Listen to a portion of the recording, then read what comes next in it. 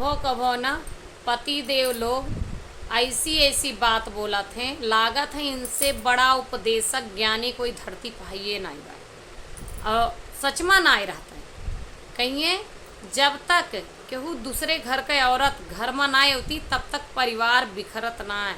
जब दूसरे घर के औरतें आ जाती परिवार बिखर जात।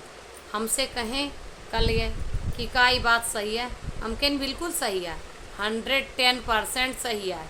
अरे अपने न घरे का देख ला, पहले तोहार दादी आई, वह घर में रही और परिवार बिखरा।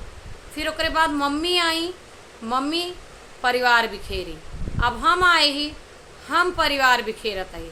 और हमरे बाद हमार बहू आए, वह दूसरे के घर से आए, वो परिवार बिखेरे। ओकरे बाद ओके बहू बिखेरे। तो ऐसे नहीं सीरियल चलत रहे। कसम से बताओ तो मुँह ऐसे